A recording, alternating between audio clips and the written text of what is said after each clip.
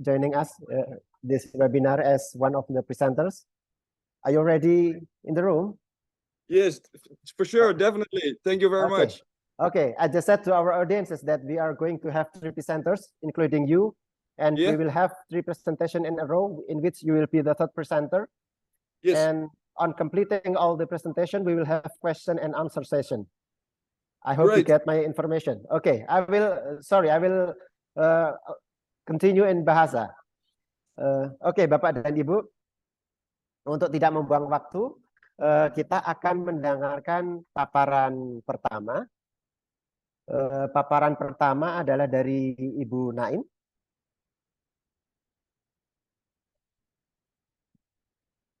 Ibu Naim,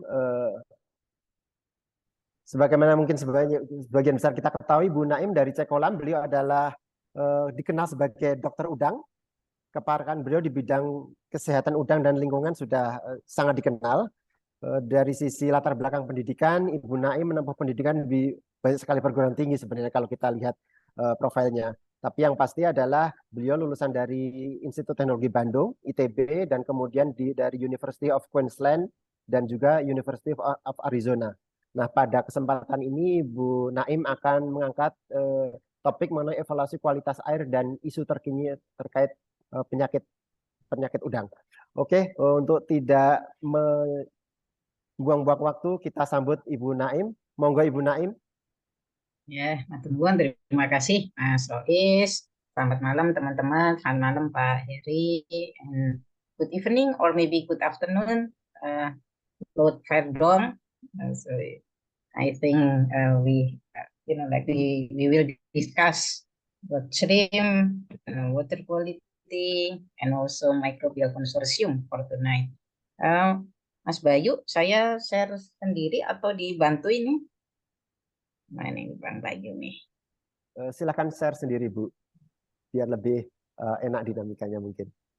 Iya. Nanti kalau materi itu boleh dibagi ya setelah selesai.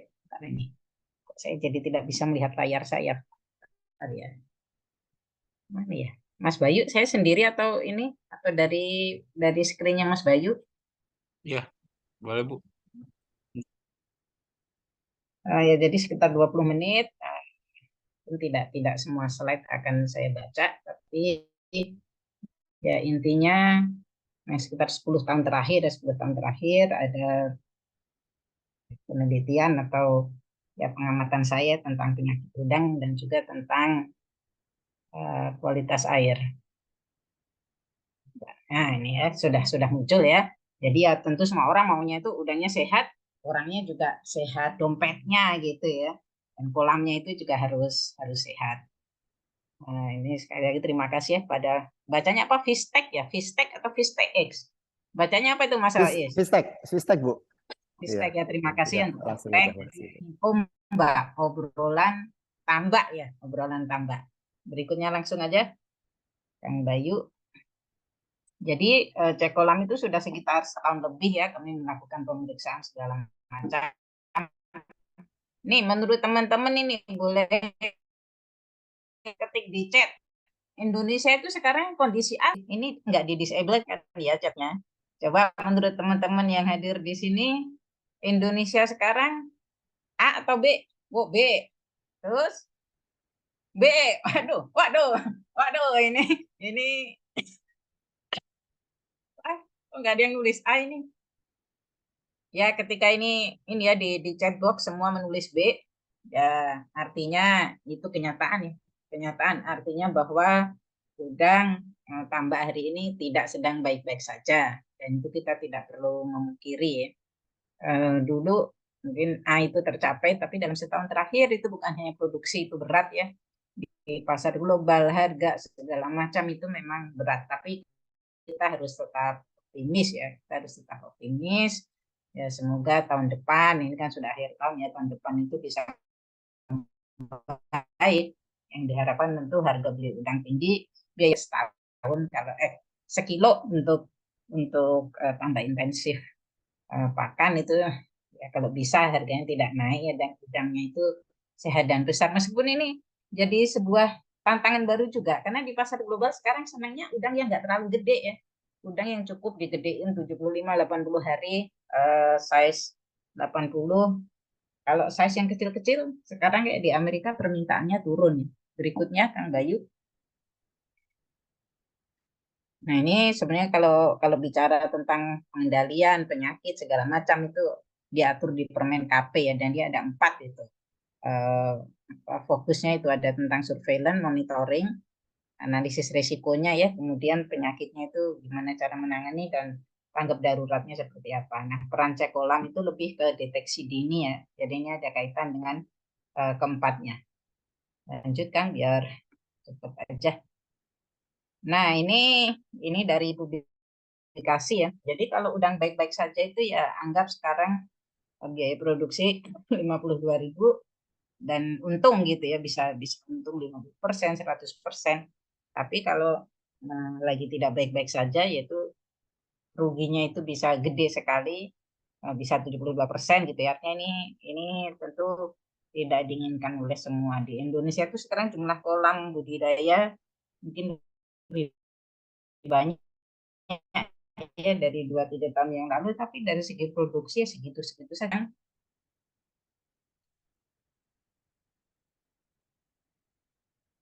Nah, terkait penyakit tadi saya sebutkan, Kang Bayu kok di saya tidak bergerak ya gambarnya. Nah, tentu karena di cek kolam itu kami melakukan real time PCR ya, real time PCR. Jadi di situ seperti COVID ada city value gitu ya. Kalau angka CT-nya itu tinggi, ya artinya itu infeksinya masih rendah, entah dia sudah mau selesai atau baru mulai gitu ya. Kemudian kalau belasan segala macam, yaitu artinya infeksinya sudah sangat meluas sampai ke bawah-bawah gitu ya di kolam itu, khususnya kalau untuk white spot, untuk AHPND, untuk IMNV di Indonesia kan 3 ya, sekarang tambah IHP ya 4. Berikutnya Kang, lanjut aja lanjut. Jadi memang, nah ini mungkin salah satu slide paling penting malam ini ya. Tadi setelah setahun lebih kami melakukan pemeriksaan, tentu sudah ada ribuan sampel yang dikirimkan ya. Benur itu positifnya 7,48. Ini saya tanya, menurut teman-teman ini, kalau benur itu 7,48% positif gitu ya. Positifnya itu bukan hanya ke satu penyakit, maksud saya. Jadi kadang dia positifnya IMNV saja, kadang AHPND saja, kadang white spot saja. Kalau 7,48% itu angka yang wajar, ketinggian atau rendah? Coba yang saya mau lihat ini ya, di chat ya, di chat. Nih misalnya teman-teman punya benur, beli benur, tinggi ya. Jadi 7% untuk benur itu memang sudah termasuk tinggi ya. Untuk benur tinggi Bu, oke ya, sepakat ya. Tapi ini ya kami hanya menampilkan data apa adanya. Tentu saya tidak bisa mengatakan bahwa data ini representatif, karena kan tidak semua hatchery mengirimkan ke cek kolam ya. Jadi ini berdasarkan data cek kolam saja. Bukan berarti data Indonesia juga akan sama. Nah, udang ini di kolam budidaya ya, di kolam budidaya 24,36%. Kalau 24,36% kolam terinfeksi ya, terinfeksi ini tinggi, wajar atau rendah nih? Kolam budidaya ya, bukan benur. Kalau tadi kan sepakat ya, benur 7% aja itu tinggi ya. Wah, ini 0,001 aja kalau benur sudah tinggi. Nah, ini bisa berbeda pendapat ya. Ada yang menyebutkan 24,36, untuk ditambah itu memang itu kenyataan yang tidak bisa kita pungkiri, tapi ya misalnya teman-teman berpendapat itu tinggi ya oke. Nah, yang perlu menjadi perhatian ternyata biota liar, misalnya kami menerima sampel berupa kepiting, berupa apapun ya yang dikirim oleh klien, biota liar itu ada 6,54% ya, itu ditemukan positif. Misalnya karena white spot itu misalnya dia banyak di krustacea, selain udang juga banyak yang positif. Nah, pakan hidup ini ternyata juga cukup tinggi ya, 5,33%. Pakan pabrik itu 3%. Nah, tapi ini saya perlu memberikan catatan, kalau pakan pabrik terus nanti jangan paranoid apa ya, jadi takut beli pakan pabrik. Enggak, kalau pakan pabrik itu risikonya sudah relatif rendah ya, karena dia sudah ada pengeringan, suhu tinggi itu sudah relatif rendah. Nah, air ini 6%, biasanya yang banyak itu bakteri, EHP gitu ya, karena kalau bakteri atau mikrosporodia, protozoa seperti EHP itu dia bisa hidup sendiri di air. Nah, di virus itu sebetulnya sedikit, tapi beberapa waktu terakhir kami temukan ya, beberapa virus itu positif di air ya. Harusnya kalau di air sih virus itu cukup rendah, tapi ternyata enggak ya. Nah, lumpur ini juga artinya tempat-tempat ini ya, mau benur, mau udang, mau biota liar, pakan hidup, ini semua risiko. Nah, yang bisa kita kontrol itu setidaknya benur itu ya. Kalau beli itu pastikan itu negatif. Ya tentu tidak ada hatchery yang misalnya mengirimkan sertifikat kemudian mengatakan itu positif, saya yakin tidak ada ya. Tapi kan ini beberapa tambah itu sekarang misalnya pas PL7 gitu ya, minta dicek ya sebelum dikirim. Pas PL10 atau 12 itu juga salah satu upaya yang bisa dilakukan. Pengetesan itu sebenarnya penting atau enggak sih? Tentu ini keputusan ada di pemilik tambak, ada di teknisi yang sehari-hari berada di tambak ya, ya bisa penting, bisa tidak. Yang jelas kalau pengamatan itu harus selalu dilakukan ya. Misalnya udangnya itu gerak terus atau enggak, makannya terlihat sehat atau tidak, planktonnya itu terlihat stabil atau tidak. Kalaupun tidak dilakukan pemeriksaan molekuler, itu tetap harus dilakukan karena penyakit itu tidak datang tiba-tiba. Tetapi di sisi lain, kalau yang patogen ini ya, artinya yang agen menular itu, misalnya WSSP, AHPND atau IMNV, pas di awal itu kan tidak terlalu kelihatan.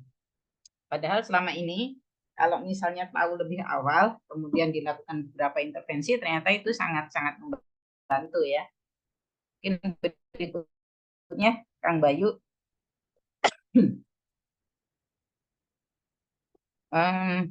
Ini bisa dilewat aja, dan waktunya pendek ya. Ini dilewat aja, dilewat. Tadi kan sudah disinggung ya.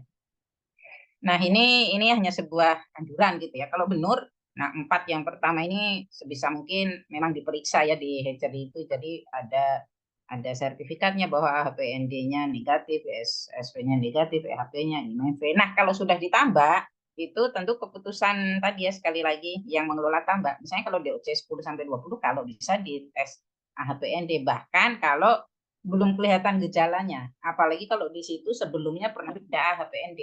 Kan ini untuk berjaga-jaga, misalnya di DOC 10 tahu, waduh positif. Itu akan beda dengan kalau tahu itu negatif ya. Tentu ketika positif akan dilakukan beberapa upaya ya, entah menambahkan enzim, probiotik campuran dan segala macam. Tapi kalau tidak tahu ya akhirnya tidak ngapa-ngapain, misal sebetulnya ada, itu jadi menularnya lebih cepat ya. PHP itu dia di kisaran 20-30 mulai banyak, sedangkan yang white spot dengan IMNV memang di atas hari ke-30. Berikutnya, nah ini juga bisa dilewat. Ini sih ya ingin menunjukkan sampel itu sudah kami terima ya dari berbagai tempat di Indonesia. Tentu ininya beda-beda ya. Terus Kang Bayu. Nah, ini beberapa hal yang mengapa pemeriksaan itu penting. Ini misalnya tambahnya Pak Budi ini ya. Jadi DOC 18 dites ya positif gitu ya. Pas benur negatif semua. Kan tadi pas benur ya. AHPND-nya dites negatif, white spot negatif, MNV negatif. DOC 18 itu AHPND-nya positif. Tentu Pak Budi kemudian melakukan beberapa intervensi ya. Pas DOC 40 dites lagi, ya positifnya sudah naik ya. Terus kalau DOC 50 itu sudah negatif. Memang HPND ini sekarang agak unik, beda dengan 2-3 tahun yang lalu ya. HPND itu sekarang misal ya ada tambak positif hari ke-15, hari ke-18. Nanti sampai hari ke-35 itu kayak turun, tapi hari 40 ke atas itu muncul lagi ya. Kalau dulu ya enggak muncul. Kalau ada berita positifnya di DOC di atas 40, dia meskipun positif tapi tidak terlalu menimbulkan masalah ya sejauh ini berdasarkan laporan di lapangan ya, kita tidak tahu ke depan apa akan ada perubahan atau bagaimana. Semoga sesuatu yang bisa ditangani bersama ya. Berikutnya, nah ini artinya Pak Budi itu masih bisa panen 6 ton ya. Ini ada HPND masih bisa panen 6 ton itu kan ya berita yang baik gitu ya. Tapi tadi bayangkan kalau Pak Budi itu tidak melakukan pengecekan dan udangnya itu tidak pas hari ke-18 itu tidak ada laporan yang mati atau gimana, enggak ya. Itu akan menjadi masalah yang lebih besar ya. Jadi sekali lagi, dan di cek kolam sih kami berkomitmen ya laporan itu secepatnya ya. Jadi kalau sampel itu misalnya masuk ke lab pagi, nah itu sebelum sore gitu hasilnya pasti sudah dikirimkan ya, bahkan siang juga sudah bisa dikirimkan. Nah, itu yang pertama. Yang kedua ini Fistek ya Mas Riko. Slide berikutnya Kang Bayu. Jadi kalau di tambahnya Mas Riko ini lebih ke IMNV ya. Yang memang sama ya pas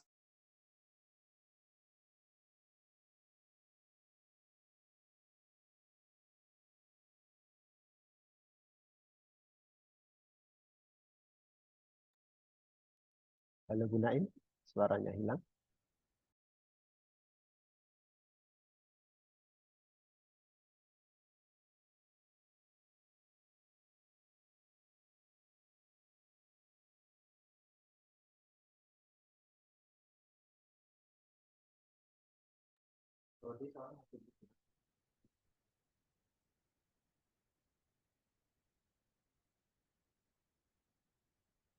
Halo Bu Naim.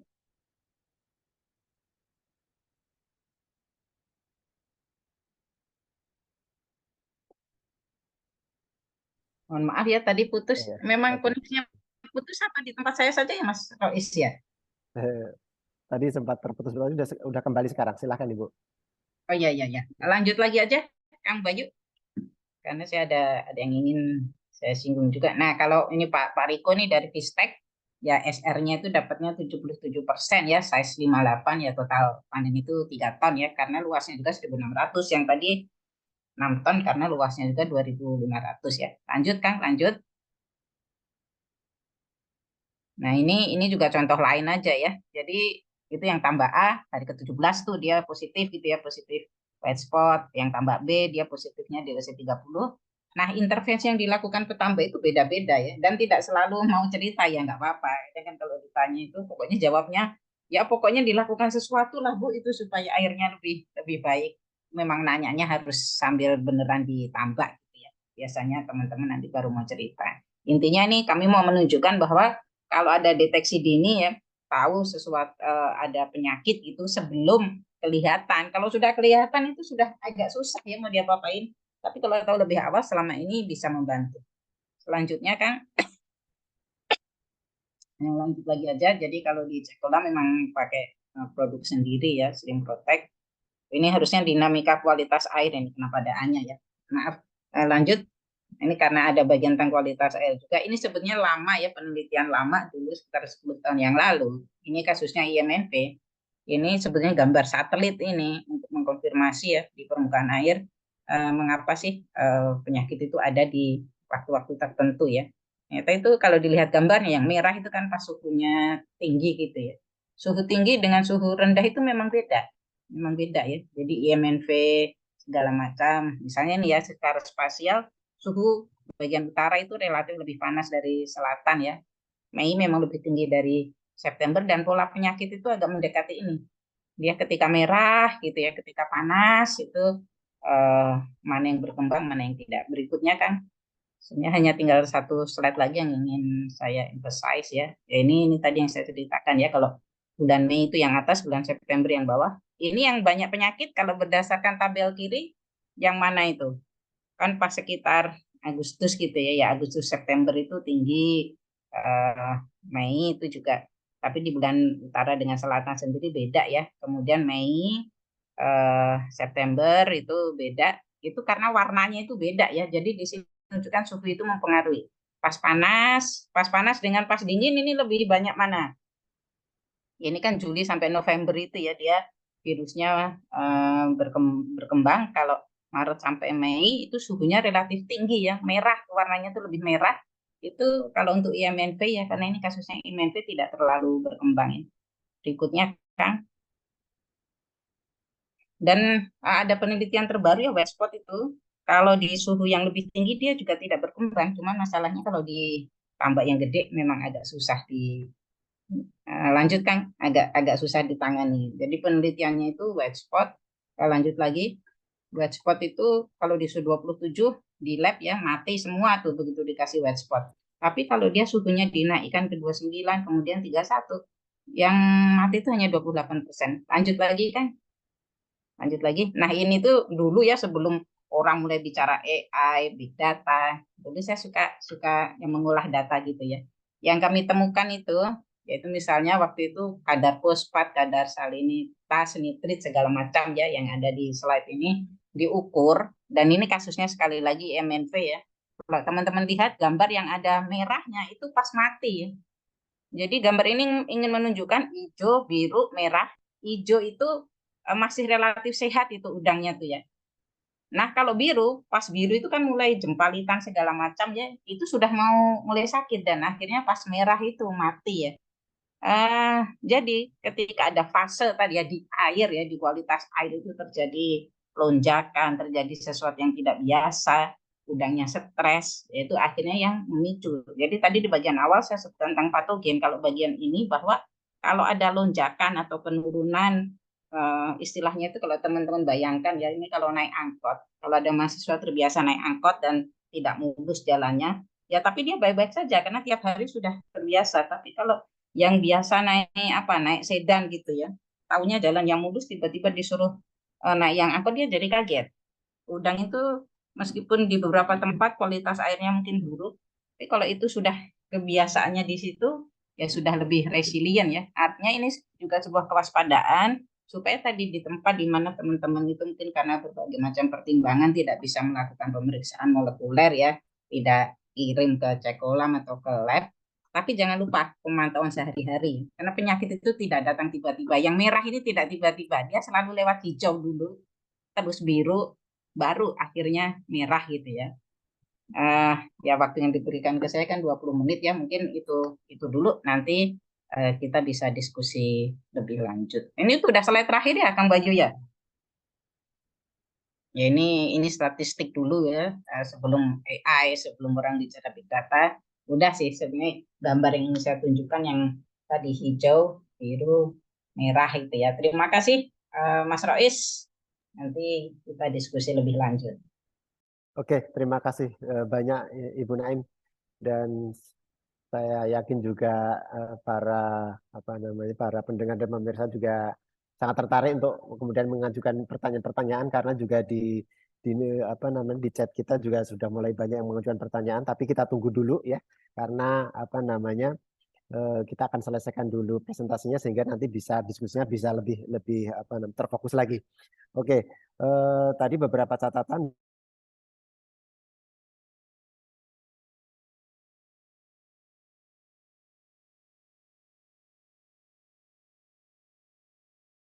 Juga kita diperlihatkan oleh Bu Naim beberapa angka terkait positivity rate, ternyata tidak hanya di benur dan udang saja, tapi juga di media juga ada positivity. Nah, itu juga pasti akan menjadi bahasan yang menarik, tapi sekali lagi tunggu dulu sebelum Bapak dan Ibu bertanya.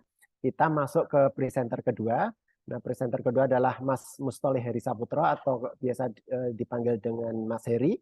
Beliau saat ini adalah Chief Technology Officer dari Fistek, startup perikanan budidaya yang aktif mengembangkan produk dan teknologi untuk membantu para pembudidaya udang. Latar belakang pendidikan Mas Heri, beliau menyelesaikan pendidikan di Institut Teknologi 10 November Surabaya dan juga University of Melbourne. Beliau akan membahas bagaimana saya coba share sedikit. Beliau akan membahas untuk meningkatkan kualitas air. Oke, untuk tidak memperpanjang waktu, saya persilakan Mas Heri untuk memberikan presentasinya. Monggo Mas Heri. Oke. Selamat malam. Assalamualaikum warahmatullahi wabarakatuh. Terima kasih Pak Rois atas kesempatannya. Selamat malam juga Bu Naim dan Mr. Lode. Sebelum saya akan mencoba share screen untuk memulai presentasi pada malam hari ini.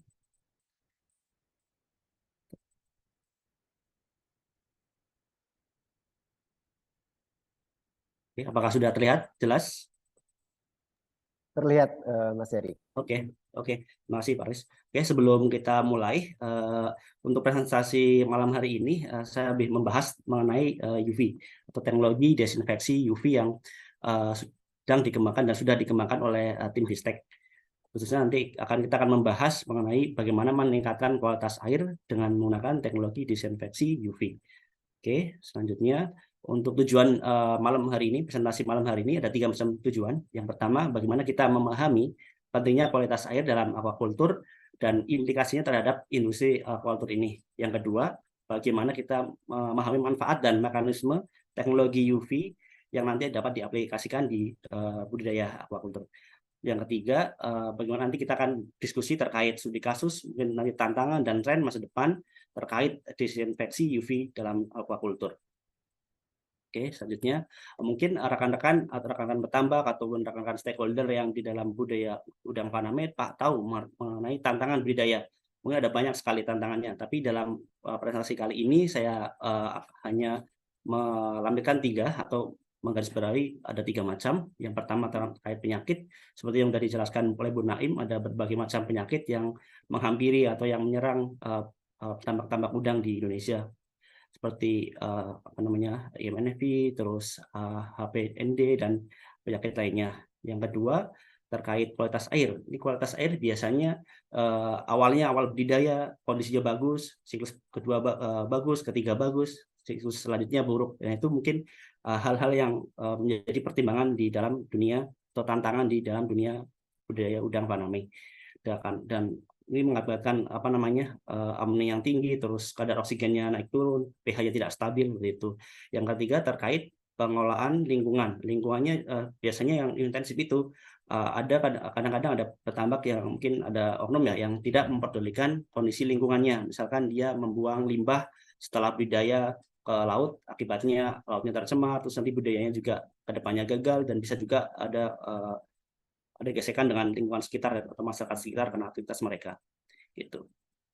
Oke, selanjutnya untuk solusinya, mungkin solusi yang ini sangat ya textbook banget lah di buku ataupun di berbagai artikel ada. Cuman untuk sebagian gambaran sebelum kita masuk ke teknologi UV, kita ke membahas tentang solusi mungkin yang dapat diaplikasikan di dalam budidaya perikanan ini, budidaya udang seperti itu. Pertama, manajemen penyakit, pastinya teman-teman tambak sudah menerapkan biosecurity yang ketat, terus bagaimana memantau kondisi udang secara rutin, dan bagaimana kita memilih genetik yang sehat, yang bebas dari penyakit. Karena genetik penting untuk keberlangsungan dari budidaya bisa sukses akhirnya. Yang kedua terkait solusinya yaitu pengelolaan kualitas air. Bagaimana memastikan kualitas air optimal melalui penggunaan sistem filtrasi atau aerasi untuk mengontrol pH-nya, oksigennya, dan amonia dan itu. Yang ketiga ini yang penggunaan teknologi seperti UV mungkin yang nanti akan kita bahas lebih detail yang diterapkan di dalam budidaya. Selanjutnya juga otomasi atau penggunaan pakan yang otomatis untuk menekan biaya juga bisa mengatur kondisi kondisi udang kita, dan juga kontrol atau monitoring kualitas air. Yang terakhir adalah solusinya mungkin adalah agar praktek budidaya berkelanjutan harus mengadopsi budidaya yang benar-benar peduli terhadap lingkungan sekitar. Oke, next. Nah, ini adalah pengalaman saya. Saya masuk Vistek tahun 2021 dengan background teknik ya, jadi tidak tahu sama sekali bagaimana dunia perikanan itu bagaimana, apalagi khususnya udang, tidak tahu mulai dari nol, dan teknologi apa yang sesuai waktu itu. Ketika tahun 2001 saya ngobrol dengan petambak sesuai dengan tema webinar kita, webinar kita namanya Ombak ini, obrolan dengan petambak. Waktu itu ketika masuk di Vistek, saya dan tim Vistek kita berkunjung ke petambak di Purworejo, namanya kalau nggak salah Pak Agus, dan kita bertanya kepada Pak Agus, kira-kira teknologi apa yang cocok dan berguna bagi petambak. Nah, Pak Agus menjawab, Mas, Mbak, sampean hebat kalau bisa menemukan inovasi yang dapat teknologi yang bisa membunuh Vibrio waktu itu. Oke, waktu itu tim kita cuma coba kita carikan solusinya. Nah, akhirnya ketemu solusinya. Solusinya adalah UV. Nah, UV itu kita sudah kembangkan dari tahun 2021 sampai sekarang ini. Dari 2021 itu kita masih dalam proses, waktu itu adalah UV-nya masih apa ya, masih prototipe tapi udah bisa dipakai karena ini menggunakan udah kita kalkulasi juga perhitungannya. Mungkin berbeda dengan yang mungkin ada beberapa petambak yang coba beli UV terus dipasang tanpa memperhitungkan dosisnya berapa, terus wattnya berapa. Nah itu kemungkinan itu masih ya bisa sih, cuman itu efektif dan pasti nanti akan cost-nya akan mahal di belakang. Nah, kita dikembangkan dari tahun 2021, 2022, dan 2023. Dan pada akhir 2023 ini kita udah sangat produksi kita udah sangat meningkat, khususnya untuk pembuatan UV berbagai macam dari bahannya, dari PVC maupun PVC, terus di stainless steel juga kita kembangkan, mulai dari watt 120 watt sampai 9.000 watt pun kita kembangkan juga, dan kita bisa berhasil mengembangkan. Oke, selanjutnya. Nah, kenapa menggunakan desinfeksi menggunakan teknologi UV? Pertama, itu kita bisa mencegah penyakit sebelum kita budidaya akibat dengan penggunaan UV. Jadi nanti kualitas air dari yang kita pakai atau kita gunakan untuk budidaya udah steril. Jadi tinggal kita bisa memainkan untuk mengasih probiotik atau melakukan treatment tertentu setelah perlakuan menggunakan UV.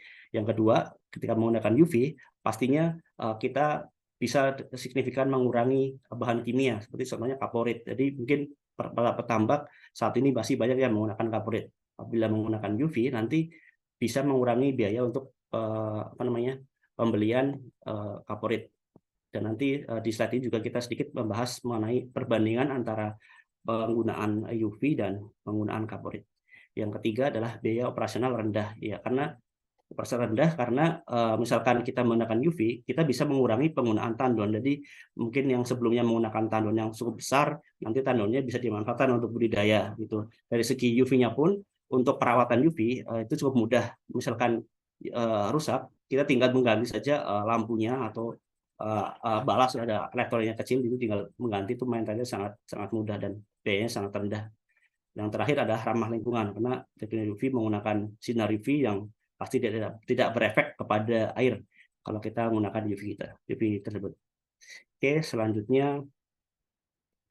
Oke, nah ini untuk cara kerja UV. Pertama, UV itu dia nantinya akan menembus dinding sel dari si bakteri atau virus dengan menggunakan energinya, foton UVC. Nama UV-nya UVC, bukan UV. Ada yang berbagai macam UV. Mungkin teman-teman udah tahu ada berbagai macam UV, A, B atau C, tapi kita menggunakan UVC.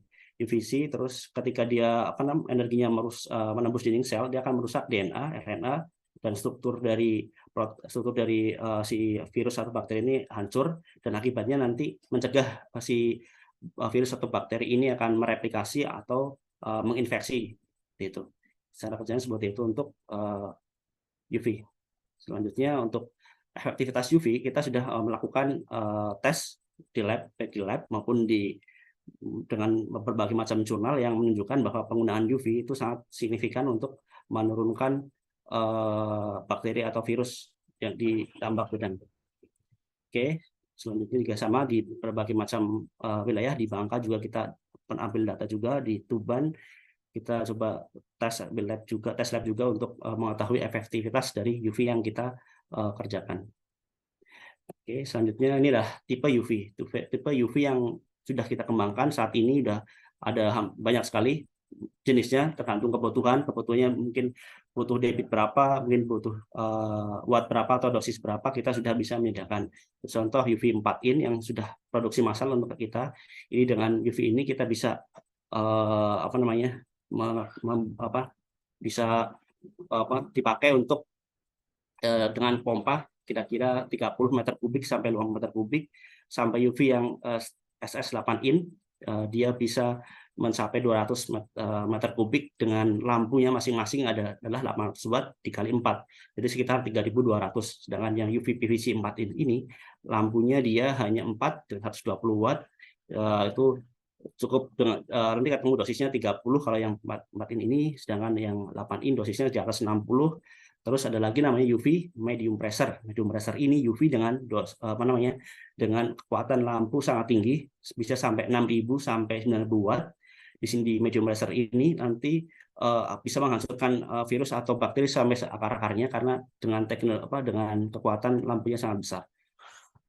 Oke, terus adalah UV yang terakhir adalah UV open channel. UV open channel ini nanti misalkan petambak atau pembudidaya yang punya selokan atau mungkin sistemnya di tambaknya dia menggunakan selokan untuk mengalirkan air, bisa UV ditaruh di situ, nanti bisa untuk diaplikasikan di tambak mereka.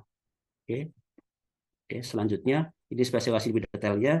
Jadi ada berbagai macam UV dan nanti spesifikasinya adalah yang jelas kalau untuk penggunaan UV kita harus memperhatikan turbidity, karena ketika turbidity itu kecerahan ya, misalkan terlalu airnya keruh itu pasti akan mempengaruhi kemampuan sinar UV itu untuk menembus bakteri. Jadi pastikan kondisi airnya harus di bawah 5 NTU. Itu. Oke, next.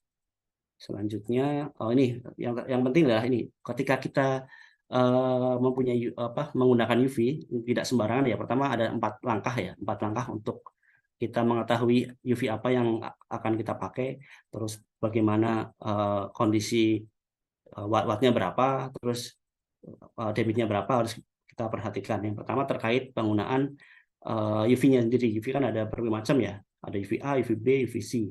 Nah, kenapa kita pakai UVC? UVC itu dengan panjang gelombang yang pendek, itu menurut dari datasheet itu dia bisa mempunyai energi yang cukup kuat untuk membunuh atau menghancurkan bakteri atau virus dibandingkan dengan UVB atau UVA. UVB, UVA kan dia memiliki panjang gelombang yang lebih tinggi. Jadi kenapa UVC itu yang dipakai? Jadi mungkin teman-teman ketika mungkin lihat di pasaran beli UV, ternyata UV-nya yang dibeli bukan UVC, itu berarti bisa dipakai, bisa, cuman nanti efektivitasnya sangat minim sekali.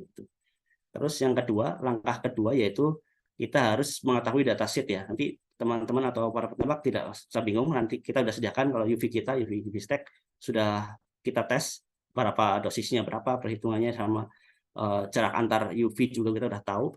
Tapi untuk kita tahu, kita harus mengetahui datasheetnya. Misalkan di UV yang kita pakai, misalkan yang UV untuk 4 in, dia memiliki lampu 110 watt. Nanti berapakah intensitasnya, intensitas atau kecerahan intensitas UV itu, ini digunakan untuk menghitung dosisnya. Nanti ketika kita mengetahui intensitasnya, nanti akan ketahuan seperti grafik di nomor 3 ini, grafiknya nanti akan mengetahui ada landai ya. Jadi semakin dekat dengan UV nanti nilai intensitasnya semakin tinggi.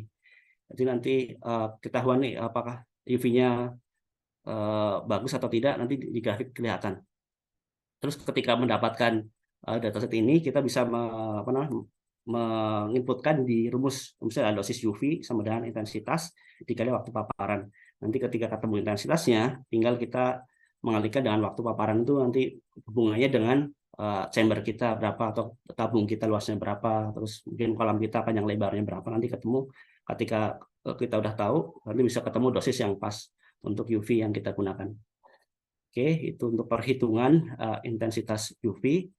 Selanjutnya ini adalah perbandingan UV dan kaporit ya. Jadi teman-teman di tim aquaculture di Ristek sudah menghitung, dan tim teknis di budidaya juga menghitung perbandingan antara UV ketika menggunakan UV dan menggunakan kaporit. Jadi diperoleh sekitar 78% lebih hemat. Misalkan dari 1.400 menjadi Rp300 saja untuk pemakaian UV dibandingkan dengan kaporit. Seperti itu. Oke, lanjut. Ini contoh implementasi di tambak udang di beberapa daerah. Ini di Lampung, di hatchery di Lampung, namanya di CV Milas. Sudah terinstall ada 2 atau 3 nggak salah, seperti itu. Terus juga di Lampung juga ada di hatchery Nusa 2. Kita kita sudah menginstal UV kita di tempat di sana. Di UV-nya UV 4 inch dengan kekuatan 120 watt kali 4 untuk lampunya dan debit 30 sampai 50 meter kubik. Oke, ini UV jadi pasang di tambak. Ini dengan menggunakan filtrasi, ada sistem filtrasi juga menggunakan sun filter sebelum masuk ke UV, dipasang di Pontang di Banten. Selanjutnya di Bali juga kita sudah memasang UV 4-in juga. Ini di Pacitan nih, di Pacitan kita sudah menginstal sekitar 7 unit UV 4-in. Dia dipakai di budidaya di sana, UV 4-in 7 unit sudah dipasang di sana. Selanjutnya UV 8-in ini yang modelnya bahannya adalah stainless steel dan satu lampu itu 800 watt. Dikali 4 ada 4 lampu sekitar 3.200 watt untuk UV yang 8-in. Ini kita pasang di Tomoli dan di Palu sana. Dan UV juga ini yang 8-in juga ada sistem namanya sistem cleaning. Jadi misalkan kondisi airnya kotor nanti akan mempengaruhi selongsongnya. Ketika selongsongnya kotor, ketika tidak dibersihkan itu akan membuat fouling. Fouling itu si selongsongnya tertutup seperti kayak kerak seperti itu. Jadi tidak optimal dalam menyinari kolam kita. Oke, ini UV vacuum pressure itu pasang di Baru, Sulawesi Selatan diajari juga. Selanjutnya untuk tantangan ya terakhir yaitu tantangan atau kesimpulan maupun tantangan di UV ini. Pertama, pemakaian UV itu harus memperhatikan dosis yang tepat. Yang kedua adalah UV harus diintegrasikan dengan budaya lainnya, sepertinya mungkin manajemen pakannya bagus, kontrol kualitas air juga bagus, biosecurity juga harus bagus untuk mengoptimalkan kesehatan dan kualitas udang. Jadi bukan hanya UV saja yang kita perhatikan, tapi banyak faktor memang yang harus kita perhatikan.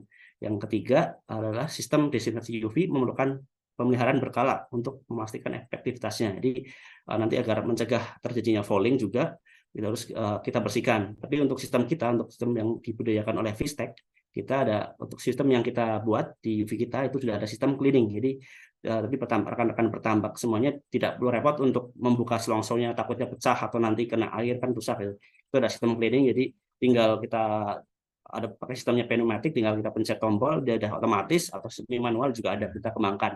Yang terakhir UV juga harus untuk lebih optimal juga UV harus diintegrasikan dengan teknologi lain seperti filtrasi, mungkin ada filter-filter tertentu yang bisa sebelum masuk ke UV agar UV kita lebih optimal seperti itu.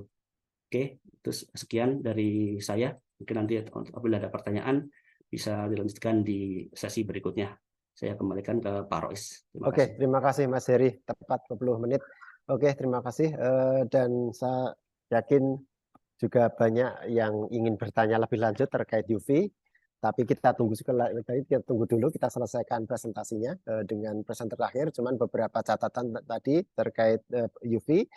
Pertama adalah UV ini banyak keunggulannya dibandingkan kimia. Pertama adalah tentu saja dia bisa mencegah penyakit tanpa bahan kimia. Biayanya lebih rendah ternyata, ramah lingkungan, itu beberapa catatan. Terus kemudian tadi ternyata UV itu perlu dosis juga. Jadi tidak hanya sekedar dengar UV. Nah nanti Pak mungkin kalau ingin tahu lebih lanjut silahkan nanti ditanyakan. Kemudian juga hitung-hitungan lebih hemat, dan juga tadi quote terakhir adalah memang UV sangat-sangat penting tapi bukan segala-galanya. Jadi ada prasyarat-prasyarat lain juga yang perlu diperhatikan supaya budidaya kita aman gitu ya. Menarik. Oke, terima kasih Mas Heri. Kita masuk ke pembicara ketiga, yaitu dari Lode. Lode, are you with me? Yes, I'm there. Yeah, before you start your presentation, I just would like to introduce you to our audience. Jadi Bapak dan Ibu, presenter ketiga adalah Lode Verdong. Coba saya share sedikit tentang untuk foto beliau supaya kita bisa melihat bersama-sama. Jadi Lode Verdong, beliau saat ini adalah project manager dari Tip Top Aquaculture, sebuah perusahaan di Belanda yang berspesialisasi dalam solusi probiotik untuk industri aquaculture. Produk-produk Tip Top dibuat dengan memanfaatkan alam untuk meningkatkan kesejahteraan ikan dan udang, menjaga kestabilan kualitas air, dan mengoptimalkan kinerja produksi sehingga budidaya dapat dilakukan lebih berkelanjutan serta ramah lingkungan. Bapak dan Ibu, presentasi Lode akan dilakukan dalam bahasa Inggris, tapi presentasi beliau materinya sudah dibuat dalam bahasa Indonesia sehingga kita bisa mengikutinya secara mungkin lebih mudah gitu ya. Oke, untuk menyingkat waktu, saya akan berikan waktu kepada Lode. Lode, if you're ready, Yes. I will give the screen to you. Yes, shall I share my screen? Okay, please. Okay, time is yours. Okay. I will, let's see. Oh.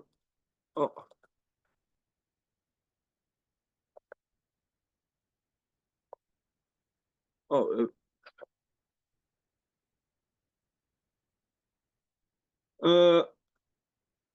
for some reason, he's not working with sharing my screen.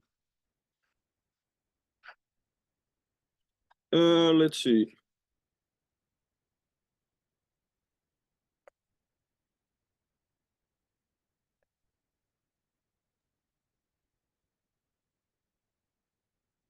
I have to try it one more time.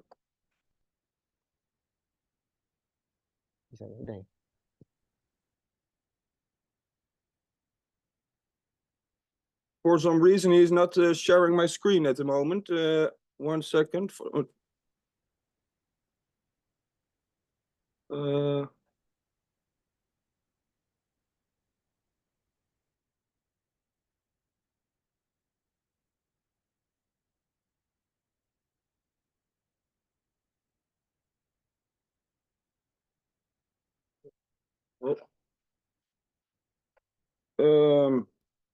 Okay, this is a little bit.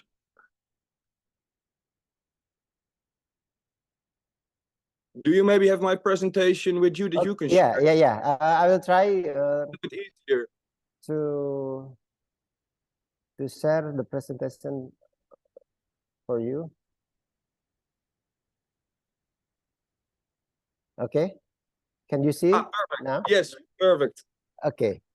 When we go to the next sheet, maybe is it or probably I can do it right now. Okay, now we will do it this way. Then when we go to the next sheet, I will give you a sign if that is possible. So hello everybody. Sorry for a little bit late with sharing my screen. My name is Lode Verdonk. I am a project manager and marketing director of Tip Top Aquaculture. I'm going to tell you a little bit about Tip Top Aquaculture, who we are, and when we started. So Tip Top Aquaculture is actually a company founded in 2019. Then we created our own probiotic formula, but our factory has over more than 25 years of experience in finding, isolating, and fermenting Bacillus bacteria. So when we created the probiotic formula in 2019, we have a library in the Netherlands with different bacteria species related to aquaculture with 130 plus species.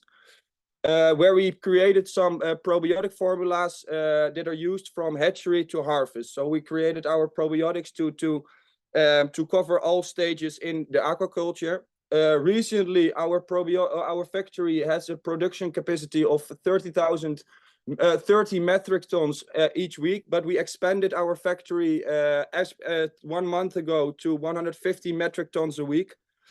Where we have a capacity of our own laboratorium, where we have working 15 people, and we will open a new laboratory in beginning of May.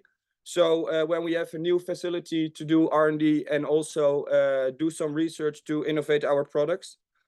We're always working with local partners, in this case in Indonesia, Vistix. So terima kasih Vistix for organizing this webinar and sharing this platform with everybody where we can share knowledge and create mutual endings with each other. So if we can go to the next slide, we're going to talk, we start with talking a little bit about the rising of the aquaculture sector. So actually by 2030, a significance of 62% of our food and fish are projected to come from aquaculture. So this underscores a critical role in meeting the escalating demand of seafood. So aquaculture stands out as one of the most sustainable animal protein production systems. So unlike traditional fisheries, it offers a controlled and efficient environment, reducing the pressure of wild fisheries and preventing marine ecosystems. So furthermore, it's very important to recognize that aquaculture is among of the fastest growing food sources worldwide. So its rapid expansion addresses the challenges of a growing global population and an increasing appetite of seafood. We can go to the next slide. So with the rising global demand, without a proper management, we can create a big microbial imbalance. So the world's growing population and the escalating desire for fish and for shrimp have led to unpredicted production requirements within the aquaculture sector. So to meet these soaring demands, many farmers have significantly scaled up and intensified their operations. What will come with their own set of challenges? Unfortunately, with the rapid expansion often occurred with accurate attention to critical aspects such as water treatment, land management, and also with water filtration. So the consequences of this oversight are very far from reaching at the moment.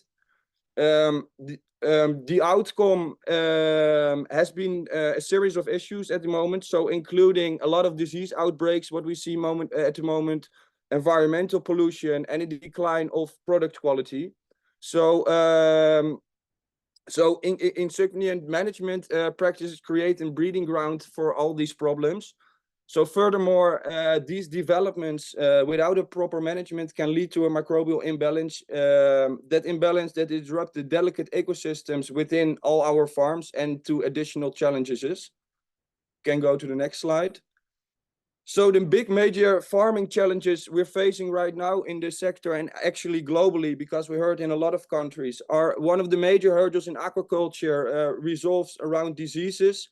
So as production increases to meet the global demands, there's a corresponding rise of the risk of diseases affecting for our shrimp and fish. So it's not only impacts the quality of the products, but also poses a significant threat to the industry sustainability. Another thing there is the environmental degradation. So the environmental degradation is another critical challenge with shrimp farming. So in particular, it has been linked to deforestation, erosion, land subsidence, and rising salinity level. So these issues, particularly prominent in regions like in the Mekong Delta and other several regions, but threaten the sustainability of larger areas, so empathizes the need for more sustainable farming practices. One of the things, and there is also probiotics will come a little bit into space, that the overuse of antibiotics that present a concerning challenge relating to antimicrobial resistance, as AMR called. This not only affects the health of the shrimp and fish, but it is also a broader implication for public health. So also mass mortalities, and especially due to the antibiotic resistance, luminous bacteria like Vibrio species, so have been reported, and adding urgency to addressing this issue. Additionally, there is a growing concern about the contamination of fish and shrimp with antibiotics and chemicals. So it's not only comprehensive the quality of the end product, but it also raises broader questions about the environmental impact of this substance. So actually, in conclusion, with the major problems we're facing right now, well, aquaculture plays a crucial role in meeting the global food demand. It's imperative to address these challenges to sustainable farming practices, and focusing on the environmental conditions are vital for ensuring a long-term viability in the whole industry. We can go to the next slide. So yeah, in this snapshot, it emphasizes the dynamic nature of microbial activity in an uncontrolled pond. So recognizing the coexistence of harmful and beneficial bacteria underscores the importance of implementing management practices to ensure the sustainability of well-being aquatic ecosystems. We can go to the next slide, but the next slide, it was a video. I do not know if you can open the video in the presentation. Oh yeah. Is there also sound with the video?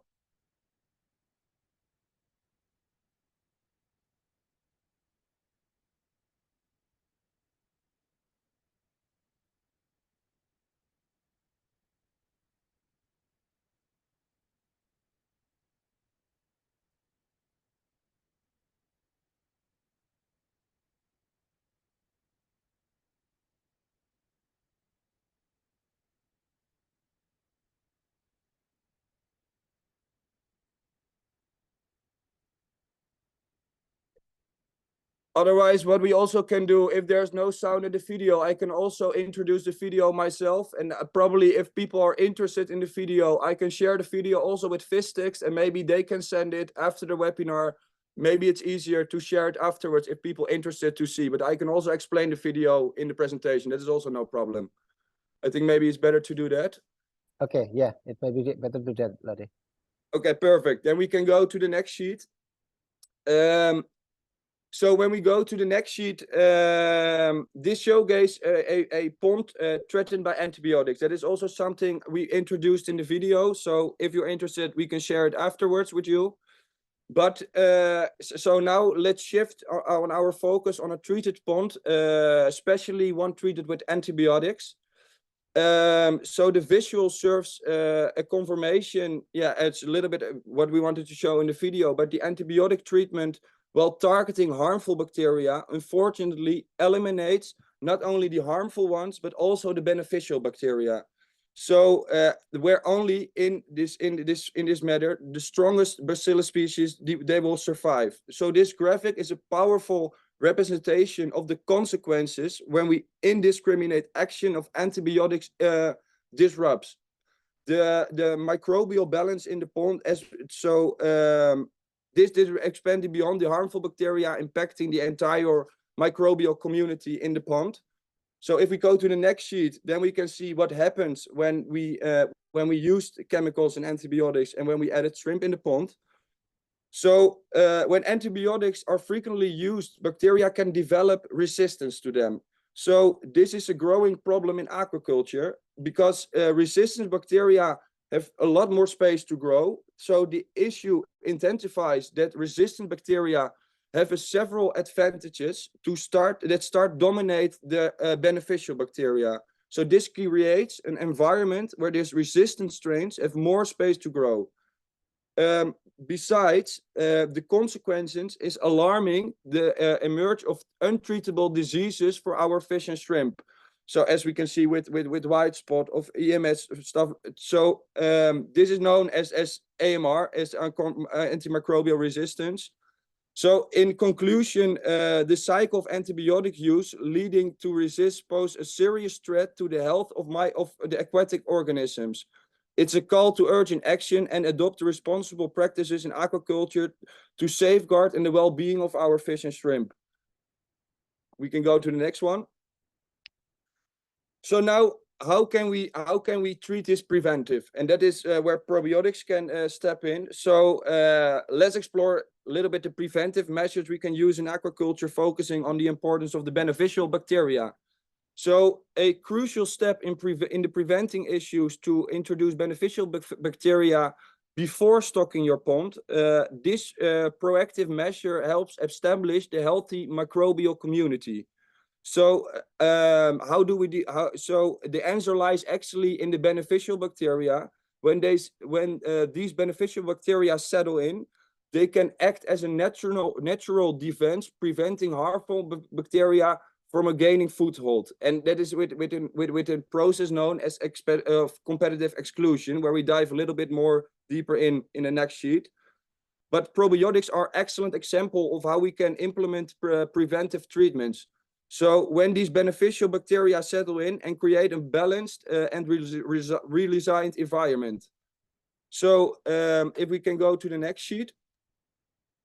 So when we adding the beneficial bacteria during stocking is a preventive action as they settle in. So they, yeah, as we already told, they play a crucial role in preventing harmful bacteria from gaining a foothold. So the process known about this is competitive exclusion. This is where beneficial bacteria competitively exclude harmful ones. So for promoting a healthier environment. So the cultivation progresses, as propagation progresses, we see significant benefits, including an improvement in water quality and a build-up of the robust probiotic community.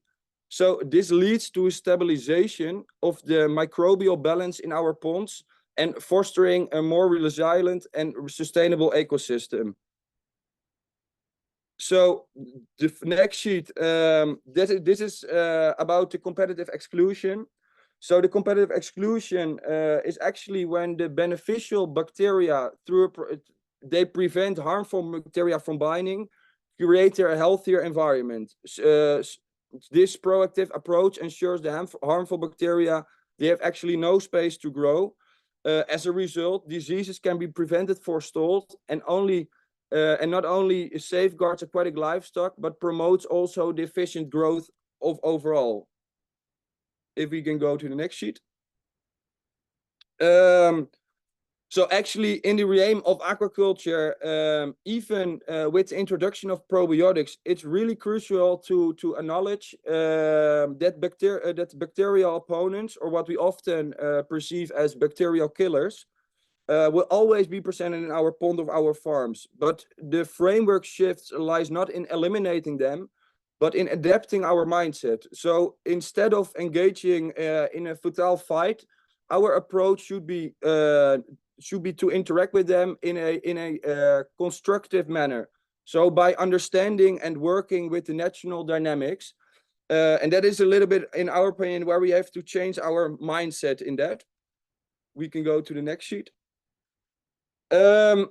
So the important role of probiotics the probiotics can have an important role in all three critical areas related to aquaculture. So understanding the environment, the host, and the pathogen dynamics is very crucial. So probiotics emerge as a key player, and they contribute in all of these three critical areas, as we acknowledge in research.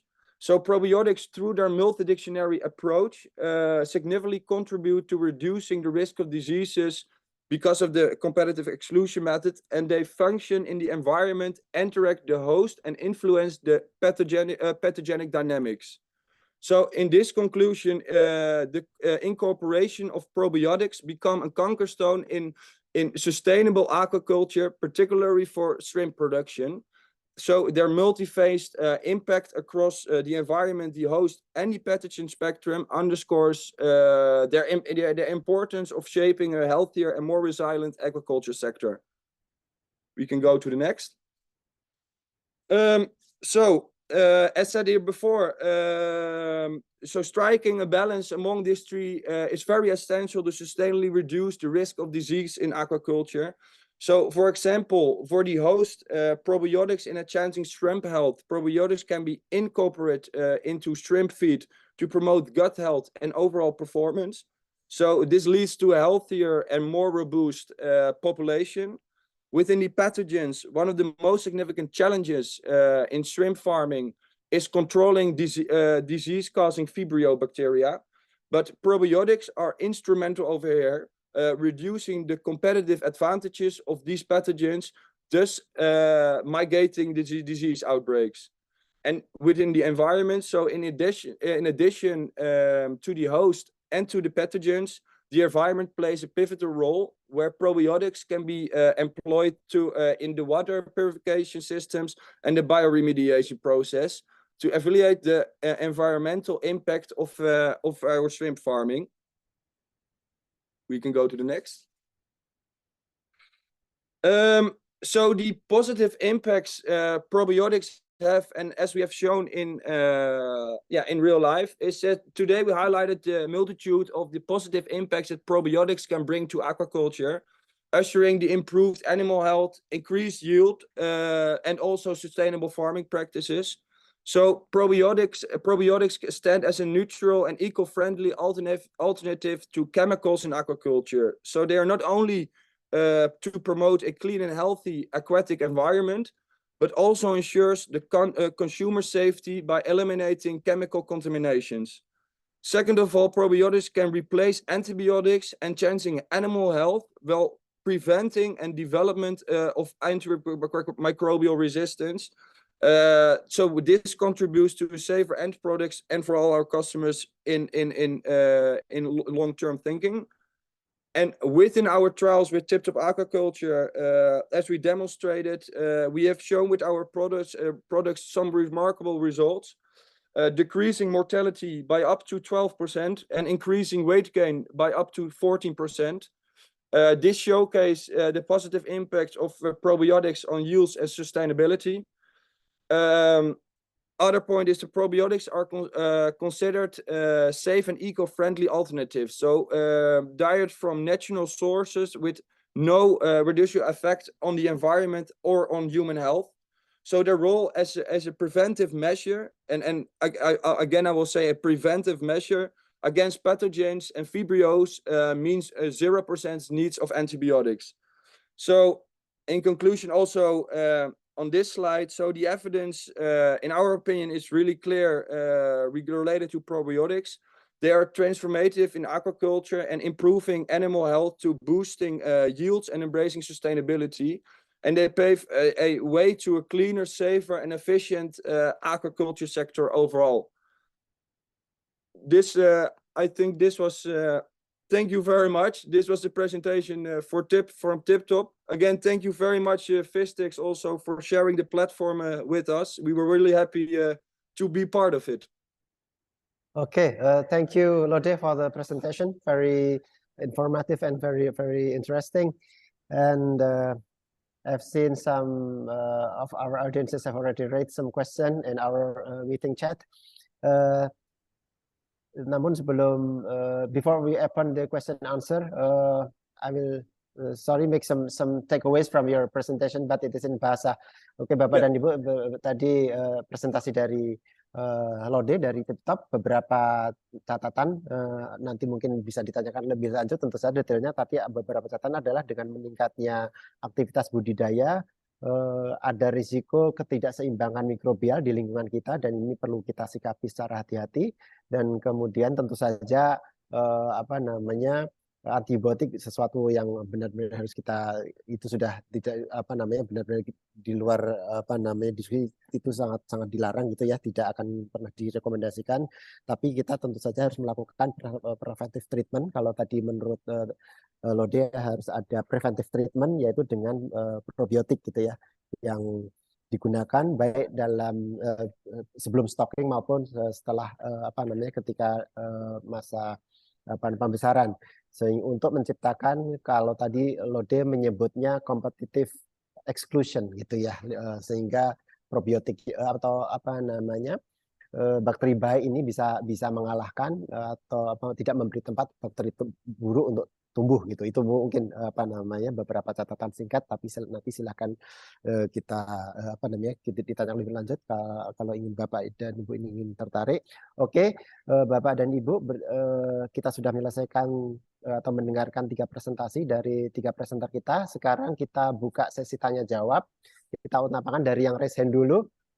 Monggo kita untuk sesi pertama kita buka 3 penanya untuk memberikan pertanyaan kepada para pembicara langsung. Sudah ada 2, Pak Sandi dan Pak Faiz.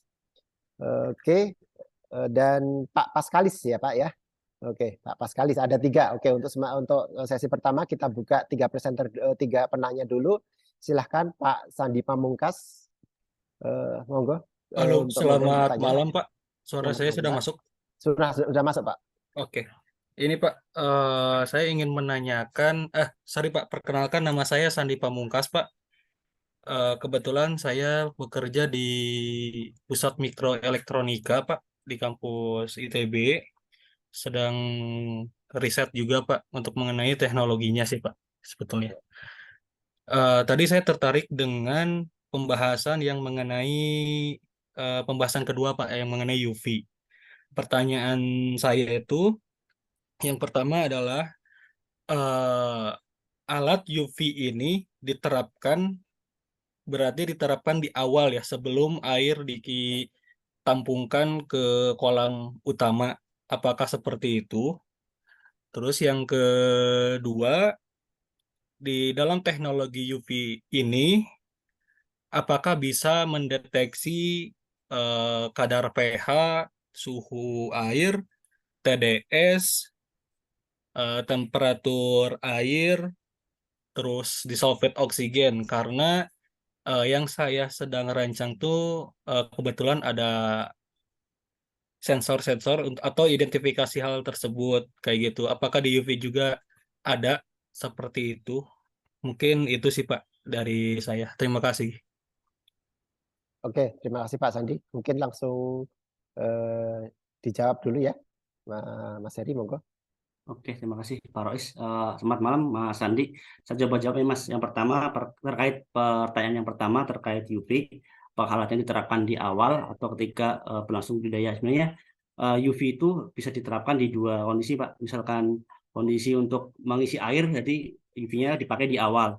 Tapi ketika sistemnya lebih canggih lagi, namanya itu adalah sistem RAS atau Recirculating Aquaculture System. Itu sistemnya bersirkulasi, jadi UV di situ disirkulasikan dengan menggunakan filter juga, nanti itu bisa dipakai seperti itu. Jadi di kondisi bisa, misalkan sistem kita sederhana dengan menggunakan UV saja cukup ketika mengisi air menggunakan UV, tapi ketika sistem kita sudah komplit dengan menggunakan RAS atau yang airnya diputar seperti kita, misalkan kita punya akuarium seperti itu berputar terus-menerus, UV-nya dipakai di situ seperti itu bisa. Terus yang kedua terkait apa namanya, teknologi bisa mendeteksi pH atau hal yang lain tidak bisa Pak, karena UV ini khusus dia adalah sinar UVC ultraviolet C tipe C dengan dengan panjang gelombang yang pendek, itu dia tidak bisa untuk mendeteksi pH dan lain.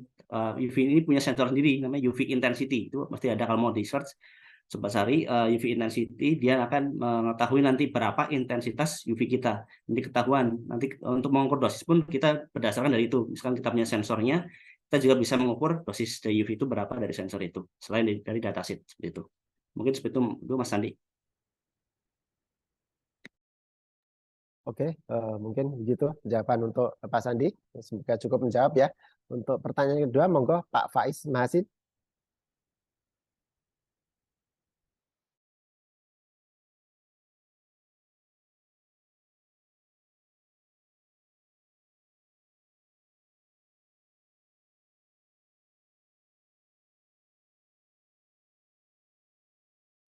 Oke, terima kasih atas kesempatannya. I want to ask to Mr. Rode about probiotic. Before it, I am Faiz, a fishery student from the university in Indonesia. I want to ask something.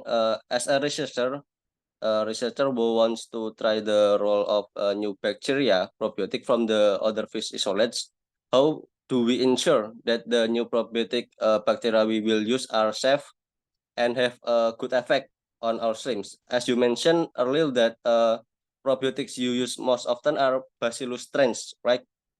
Nah, what if we test them with Lactococcus, Enterobacter, or other strains? Is there anything to consider when we choosing the probiotic? Maybe that. Thank you. Yes, definitely. In our philosophy, we just working with Bacillus strains, but it's not a common thing that the Lactobacillus strain or anything like that doesn't work. Of course they work, but in our company we just with Bacillus strains because we saw in our research that those have the best effects. And also what we saw in our research is that Bacillus species and Bacillus strains can work in synergy. So we selected our Bacillus strains who can work in synergy. And I can, if you want, ask my R&D maybe to share some of the research we did about that to you, so you can read it how we did it. But that is why we selected just Bacillus strains, because we selected them to work in synergy, and that is also our expertise, where we saw the most profit and most profit we can gain in results. Oke, Mas Faiz, cukup. Ada lebih lanjut? Oke, I think Mas Faiz cukup ya kelihatannya. Oke, kita thank you Lode. We go to third question ke Pak Paskalis Naikovi.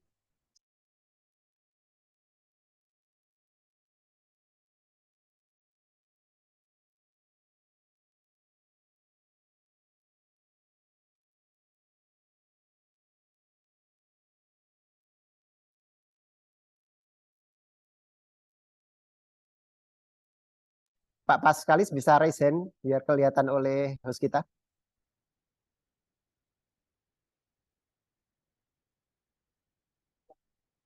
Oke, silakan. Silakan Pak Paskalis. Jadi baik, selamat malam. Perkenalkan, nama saya Paskalis Naikovi. Saya alumni dari Universitas Nusa Cendana Kupang. Di sini saya punya beberapa pertanyaan. Yang pertama untuk pemateri pertama, Ibu Naim.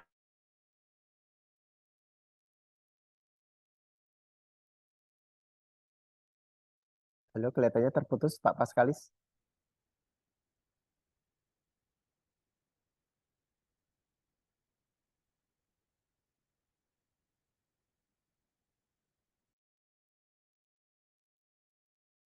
Oke, Pak Paskalis kelihatan terputus Pak Paskalis koneksinya. Mungkin nanti kita beri kesempatan berikutnya kalau sudah sambungannya sudah baik Pak ya. Oke, kita buka sesi kedua dulu saja mungkin. Silakan kalau ada yang ingin bertanya lagi, Pak Ferdinand David satu, ada yang lain? Oke, Ibu Angel Putri dan Pak Syuhada. Oke, ada 3 penanya. Silahkan Pak Ferdinand. Monggo Pak Ferdinand. Ya, selamat malam. Perkenalkan nama saya Ferdinand. Saya mau tanya tentang mengenai UVC ke Pak Heri ya mungkin ya. Nah ini UVC itu kan ada lampunya. Nah yang saya mau tanyakan adalah apakah lampunya itu ada umurnya, dia bisa bertahan berapa lama, ya kan? Nah dari awal itu sampai dia misalkan umurnya 2 tahun. Nah, pada saat titik di tahun keberapa UV dosisnya itu sudah mulai turun. Jadi kita takut nanti karena sudah penurunan 80%, akhirnya ada beberapa bakteri atau vibrio yang lewat yang tidak terbunuh. Itu pertanyaan pertama. Nah, pertanyaan kedua adalah apakah sudah ada data-data mengenai virus atau bakteri yang ada di tambak udang? Berapa dosis yang tepat untuk membunuh bakteri-bakteri tersebut gitu kan. Yang saya tahu biasanya itu ada dosis-dosis tertentu dan lama pemaparannya biasanya. Malah ada beberapa paper yang saya lihat itu butuh waktu 120 detik baru dia mati gitu atau inaktif. Nah, sejauh mana apakah ini dosisnya ditinggikan sehingga bisa membunuh atau seperti apa? Ini pertanyaan. Terima kasih, Pak. Oke, silakan Mas Heri mungkin langsung dijawab. Oke, terima kasih Pak Rois. Selamat malam Pak Ferdinand ya Pak. Oke Pak, untuk yang pertanyaan pertama terkait usia lampu berapa lama. Jadi untuk lampunya yang Vistek miliki saat ini itu pertama Pak, untuk pembuatnya itu kita lampunya dari US, jadi standarnya dari US memang sangat untuk lampunya lebih kuat, itu sampai 12.000 jam. Lampu kita namanya 12.000 jam, itu yang lampu yang low pressure, dan ada satu lagi namanya lampu medium pressure. Lampu medium pressure itu 1 wattnya itu bisa sampai 3.000 watt, itu bisa bertahan sampai 5.000 jam. Itu bisa misalkan kita menggunakan apa namanya dengan apa virus-virus yang mungkin dengan butuh dia pemaparan yang tinggi bisa menggunakan yang medium pressure Pak. Jadi menjawab pertanyaan nomor 2 itu bisa menggunakan medium pressure, itu bisa dosisnya bisa sampai 60 sampai 100 tergantung nanti debitnya Pak. Jadi diatur debitnya, terus nanti diatur juga dengan apa lampunya. Ada produk kita seperti itu. Terus ada juga namanya produk satunya lagi, misalkan medium pressure kan sangat tinggi ya Pak lampunya. Itu ada namanya satu UV namanya UV 8 UV stainless steel dengan debit itu sampai 200 meter kubik, satu lampu itu 800 watt, itu ada 4, itu cukup kuat berdasarkan perhitungan kita itu untuk dosisnya dosisnya itu sekitar 60 milijoule per centimeter ke atas, Pak. Itu yang mengatur debit juga, ketahuan nanti misalkan virus-virusnya tinggi, pasti di paper-paper banyak yang menjelaskan, Pak. Cuman untuk saat ini untuk di paper-paper itu paling dosisnya kecil-kecil dan dia ujinya di uji lab. Untuk uji real memang kita harus banyak mencari sumber-sumber yang dia udah memakai di tambak. Tapi untuk paper-paper masih jarang sih saya temukan untuk yang terkait penggunaan UV dengan lampu yang tinggi itu masih jarang. Dari kita bisa hitung dengan berdasarkan data kita bisa hitung benar sih untuk mengetahui dosis kita berapa. Terus apabila ada virus yang memang sangat tinggi, kita bisa menggunakan UV kita, gitu Pak. Mungkin seperti itu. Mungkin kalau misalkan ada yang kurang, mungkin pertanyaan lanjut nanti bisa follow up dengan tim teknis di aquaculture Pak. Seperti itu Pak. Terima kasih Pak Rais. Oke, terima kasih Mas Heri atas responnya dan jawabannya. Oke, pertanyaan kedua, silakan untuk Mbak Angel, monggo.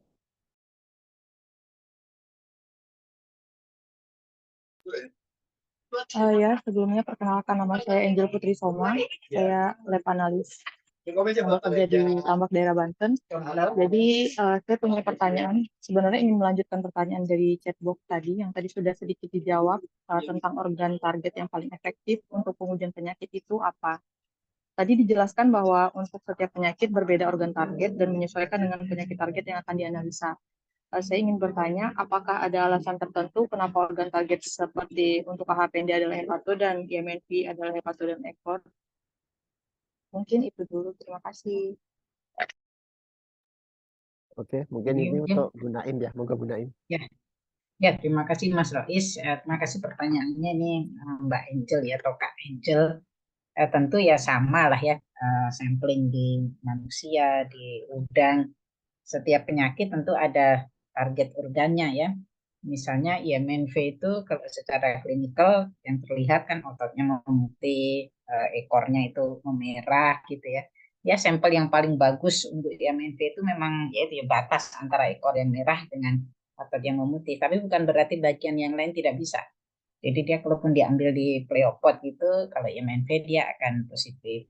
AHPND itu penyakitnya kan memang namanya juga hepatopankreatitik ya. Jadi itu radang di hepatopankreas. Tentu sampel hepatopankreas akan sangat mewakili, tapi bukan berarti di luar hepatopankreas tidak bisa. Karena ini bakteri AHPND ini kan bukan hanya masuk di bagian hepatopankreas gitu ya. Tapi secara umum kalau untuk penyakit udang itu yang diambil pleopodnya ya. Dan kalau untuk keperluan deteksi cepat itu sudah cukup.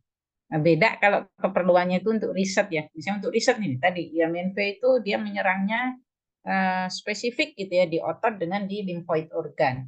Jadi kalau saya pengen tahu limfoid organnya serusak apa gitu ya, itu sampai dibuat gambar hepato ininya patologinya ya untuk tahu jaringannya serusak apa, secara molekuler dia separah apa. Tentu bukan hanya satu ya, kalau untuk keperluan riset jarang sekali kita hanya menggunakan satu pendekatan, tapi ada beberapa tadi misalnya histopatologinya seperti apa, mikrobanya seperti apa, molekulernya seperti apa, mungkin ada tes biokimia itu menjadi sangat lengkap. Ya, semoga itu menjawab ya Mbak Angel ya, atau ada pertanyaan yang mungkin lebih spesifik, karena saya nangkepnya kalau hanya soal target tentu itu sesuai dengan penyakitnya ya, tiap penyakit kan dia menyerang apa itu sudah jelas, tentu itu menjadi target yang sangat penting.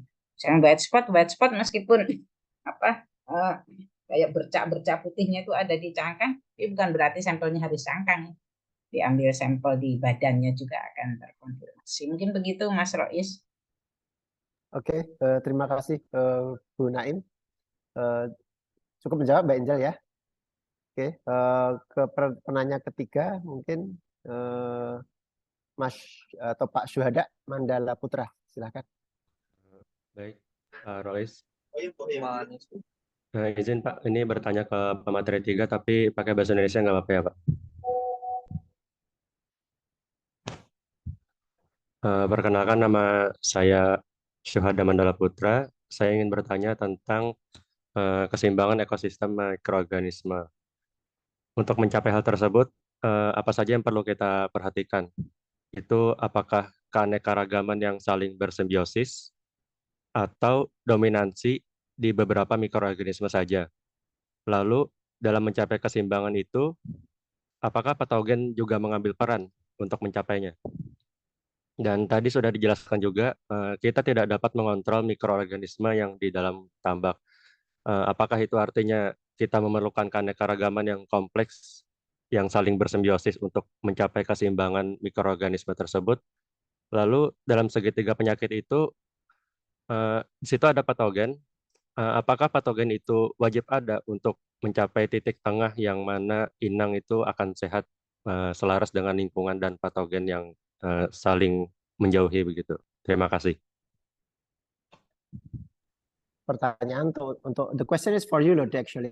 Tapi tadi pertanyaan cukup banyak. Mohon tadi ada beberapa soalnya saya mohon maaf agak miss. Tadi pertanyaan pertama adalah bagaimana mencapai keseimbangan ekosistem ya. Ya mohon dikoreksi Pak Syuhada. Silakan nanti saya langsung dikoreksi aja. Lode, there is a question for you from Pak Syuhada. He asked about the ecosystem, how we can achieve ecosystem balance. Pak Syuhada, mohon sedikit diulang satu-satu Pak, mungkin bisa saya bantu untuk terjemahan ke Lode. Sorry, one more time. The question was how we can create an ecosystem balance. Yeah, first is that actually, but then there will be some more following question, but that is the first question. Pak Syuhada, mohon dikoreksi tadi, soalnya mohon maaf saya agak saya tadi apa namanya lupa mencatat. Gimana Pak Syuhada, mungkin diulang sebentar. Yang pertama dulu Pak, keseimbangan ekosistem tadi. Pak Syuhada bisa menangkap suara saya? Baik. Ya. Jadi yang pertama tadi, dalam mencapai keseimbangan ekosistem itu, apakah yang harus kita perhatikan di sini ada, apakah kita harus memperhatikan keanekaragaman mikroorganisme itu, yang mana mikroorganisme itu saling bersimbiosis, atau dominansi beberapa mikroorganisme saja? Itu yang pertama, Pak. Okay. Lode, I will try to translate the question. The question is, in order to achieve the the ecosystem balance,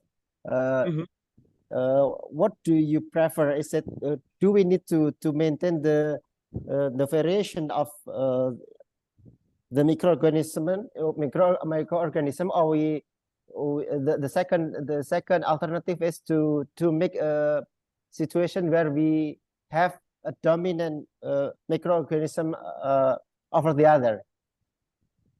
Do you get my question? Do you get the question? Yeah, I think I understand the question. Yeah. Yeah, that is something that also depends a little bit on the density of the product. So, for example, you have every strain or every bacillus species have its own characteristics. So, what we did with our products is that we established a product with seven different kind of bacillus strain with their own characteristics. So you have one for example, to reduce the sludge in the pond, one to improve the gut health, for example, of the shrimp. But what is it doing is, as we told about the competitive exclusion, is that the harmful, when you add beneficial bacteria to the pond, and that is a little bit about the density of your product. So if you have a CFU count of 5 billion in the product, then all the beneficial bacteria are can already take their place in your pond, for example. So that depends a little bit about the density of your product. Is the more higher the density of your product is, so the harmful bacteria can nestle in. So I do not know if that is a little bit the thing you wanted to hear about the question, or didn't understand the question really well. Okay. Pak Syuhada cukup menjawab sesuai dengan pertanyaan Bapak, atau perlu saya terjemahkan? Tapi kelihatannya tadi Lode lebih kepada produknya deh, apa namanya, tentang bagaimana dia, iya gitu. Actually, tapi mungkin saya bisa ulang lagi. Actually, it is about the how we can achieve the regardless of the product, in order to achieve the ecosystem balance, that because we are facing a very complex ecosystem. The alternative is that maintaining the variation of microorganism in the pond, or we create a circumstance in which one or two microorganisms dominate over the other. It regardless of the product that they use. Did you get? Atau seperti itu Pak Syuhada mungkin pertanyaannya? Bisa menangkap? Ya benar Pak. Saya menanyakan simbiosisnya. Oke. Lode, do you get the question? No, sorry, not totally, because I didn't heard it very well. Can you repeat it one more time? Okay. In order to achieve ecosystem balance, Yeah. Pak Syuhada asked if we need to maintain the variation of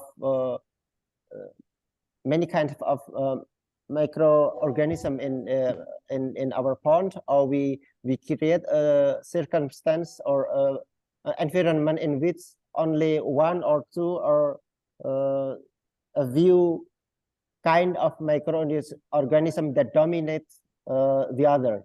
So the variation is less actually. Sorry, one more time. I've a little bit of problem with this.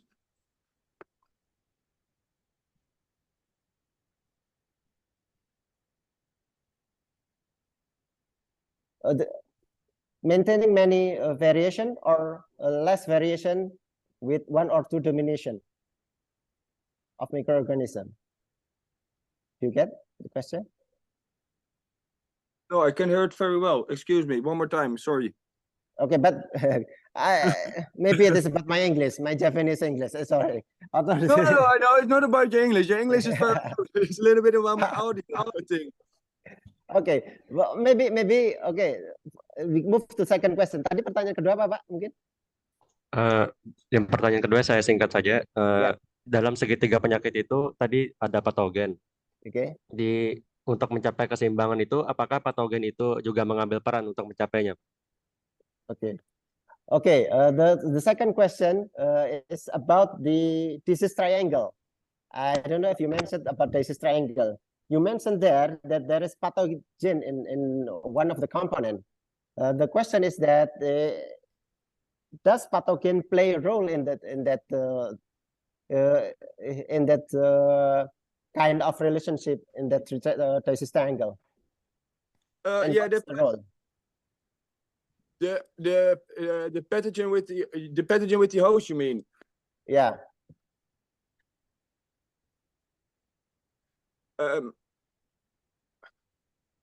Lode, let me help you with the question, because you have the SNISCO triangle, and Pak Syuhada asked what will be the role of the pathogen in maintaining the equilibrium, because it means we need the pathogen as well, in addition to the environment and also the host.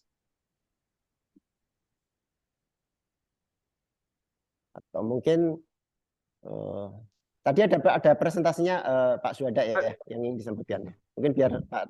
Maybe sorry to answer your question. Maybe it's a little bit easier. Is it possible to write down the question, because my audio is not really good? That I can send you your answer on the question by email. Is that a possibility? Okay, so is it about signal? You cannot hear our voice well, or no? Or okay, then so it is about the signal. Even with the excellent English from Bu Naim, you still cannot receive the message. Okay, I think it's about the signal. Mungkin mohon maaf Pak Syuhada, nanti bisa kita tuliskan pertanyaannya ya. Mungkin Lode apa namanya masih ada masalah. Oke. Baik, terima kasih banyak. Ya, mohon maaf Pak Syuhada ya. Oke, sesi ketiga. Monggo, silahkan ada pertanyaan lagi. Jadi kayaknya Pak Paskalis tadi sudah ada tuh. Oh, Pak Paskalis. Pak Paskalis sudah hadir lagi. Tadi yang kelihatannya ada masalah dengan sinyal. Pak Paskalis, silakan Pak Paskalis. Selamat malam, Pak. Jaringan saya rusak tadi. Silakan Pak, sekarang sudah jelas kelihatannya. Oke, jadi baik. Yang pertama tuh pertanyaan saya buat pemateri pertama Ibu Naim. Nah, pertanyaan saya yang pertama tuh standar kimia kualitas air, kimia dan mikro yang baik itu berapa? Dan apabila standar kualitas air itu misalnya kimia dan mikro itu melebihi standar, misalnya dalam suatu instansi kan atau laboratorium suatu budidaya kan, misalnya dia kasih standar 150, apakah melebihi 150 itu berpengaruh terhadap pertumbuhan dan sistem kekebalan imun tubuh? Itu yang pertama. Yang kedua, apakah berpengaruh atau tidak jika pemberian probiotik tuh secara berlebihan tuh. Karena kan mau dibilang secara logika kan gini, kita kan sebagai manusia juga kan mengkonsumsi obat secara terus-menerus kan berpengaruh juga terhadap kita. Nah, begitupun sebaliknya dengan udang, apakah berpengaruh atau tidak jika penggunaan probiotik secara berlebihan. Nah, yang pertanyaan yang terakhir, apa pengaruh? Kenapa udang tuh mortal tuh di saat dia tuh usia tuh dari 30 tuh ke atas tuh, dan hampir 95% udang yang mortal tuh itu tuh udang yang sudah besar, misalnya tuh berapa rekornya tuh bisa mencapai 10 gram. Itu kira-kira apa penyebabnya? Pertanyaan yang berikut untuk pemateri yang kedua, Bapak Heri. Nah, di sini kan Bapak tadi menjelaskan tentang penggunaan UV. Pertanyaan saya yang pertama tuh, penggunaan UV itu tuh hanya dikhususkan untuk tandon atau tempat penampungan air, atau diaplikasikan langsung ke kolam budidaya. Dan apabila diaplikasikan ke kolam budidaya, apakah tidak berpengaruh untuk bakteri probiotik? Karena kan kita tahu sendiri kalau dalam suatu budidaya kan dibutuhkan bakteri untuk keseimbangan tuh kualitas airnya, dan salah satunya untuk menunjang pertumbuhan plankton. Mungkin itu saja. Terima kasih. Ya, terima kasih ya. Ini Bang Paskalis atau Kak Paskalis ya. Tentu standar itu ada ya, misalnya pH ya, kalau kita pH netral sekitar 7-8 gitu itu oke. Dissolve oksigen itu kalau sampai 4 masih oke, di bawah 4 ya akan istilahnya itu kekurangan oksigen. Tapi itu bukan berarti misalnya 3 terus langsung mati gitu juga enggak ya, itu kan warning. Ada tuh tambah-tambah tuh misalnya dissolve oksigennya itu hanya 1, 2 tapi dia masih bagus. Jadi intinya memang ini parameter itu untuk memberikan semacam rambu-rambu, tapi itu juga bukan harga mati. Mungkin melihatnya begini, kalau DO-nya itu di atas 4 ya, 5, 6, 7, 10 gitu ya. Ya artinya kalau ada gangguan itu bukan disebabkan oleh kurangnya aerasi atau rendahnya dissolve oksigen di situ ya, pasti oleh hal lain. Kan ini terkait dengan pertanyaan yang berikutnya juga ya. Tadi misalnya kenapa udang itu yang sudah di atas hari ke-30 malah mati, bahkan dia sudah 10 gram. Sebentar ya, ini saya harus menerima tamu sebentar, ini setengah menit.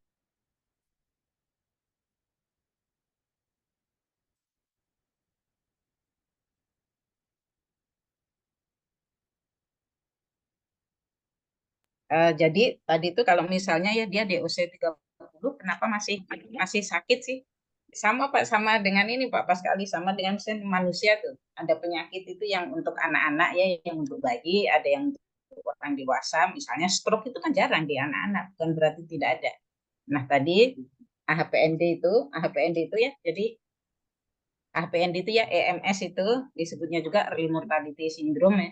Ya dia relatif lebih awal, hari ke-10, ke-15, ke-20 sampai ke-35. Nanti kalau IMNV seperti tadi gambar di grafik saya ya, dia mulai menjadi puncak itu biasanya hari sekitar 55, tapi mulainya dari sekitar hari ke-45. Hanya bukan berarti di DOC awal tidak ada ya. Kan tadi yang saya tunjukkan beberapa tambak yang mengirimkan pemeriksaan ya untuk dites itu belum ada gejalanya. Jadi kalau dilihat kayak seolah-olah semuanya sehat baik-baik saja, padahal ada ya di situ sudah ada penyakitnya. Apakah penyakitnya dari benur atau dari air? Kalau sudah ditambah itu sudah tidak terlalu relevan lagi ya.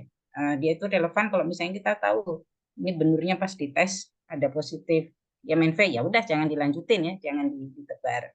Kemudian pertanyaan yang terakhir tadi ya probiotik, kalau digunakan berlebihan, probiotik itu satu dia tidak sama dengan obat ya.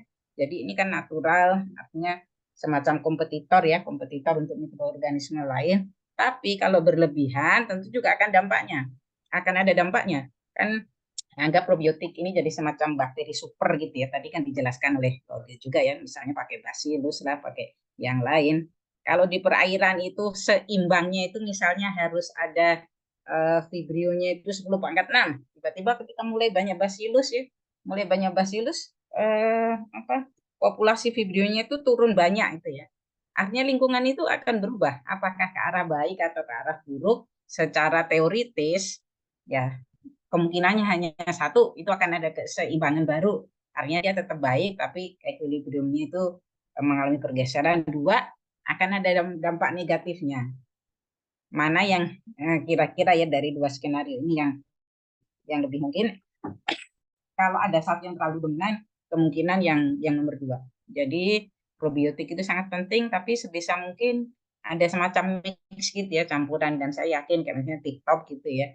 Tadi kan disebutkan strain bacillusnya ada sampai berapa 200 gitu ya, kemudian diseleksi sehingga teman-teman ya ini ibaratnya kayak kalau sudah favorit saya pokoknya pakai merek A dan isinya itu bakteri B gitu ya, tapi jangan terus-terusan karena dari tambak udang saja kita belajar mengapa sih penyakit itu banyak, karena terjadi yang namanya monokultur ya. Ketika ini udangnya menjadi intensif, kita tidak melakukan selang-seling ya, sama di pertanian juga akhirnya penyakit itu muncul ya, dan semakin lama menjadi semakin lebih buruk. Tapi ya tentu kita ingin nanti ada penanganannya ya, dan menurut saya itu akan ke arah semacam obat, tentu obat yang seaman mungkin. Mungkin itu respon saya, Mas Rois. Tadi bagian kedua kan pertanyaannya untuk narasumber.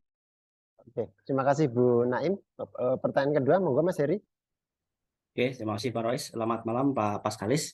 Untuk terkait teknis budidaya mungkin nanti detailnya teman-teman yang bagian aquaculture yang lebih detail. Tapi pemahaman saya, pertama terkait UV ya. UV itu bisa mengendalikan tandon ya, bisa. Tentunya ketika UV, jadi tandon yang misalkan Pak Paskalis punya kolam, terus pakai UV, jadi tandonnya tidak dipakai, langsung aja bisa dari sumber air terus masuk ke kolam. Itu kondisi pertama, bisa seperti itu. Terus yang kedua, misalkan udah mulai budidaya, agar nanti ekosistem di dalam kolam tidak berantakan. Jadi ada sistemnya namanya sistem ganti air. Misalkan tiap hari ganti 10%.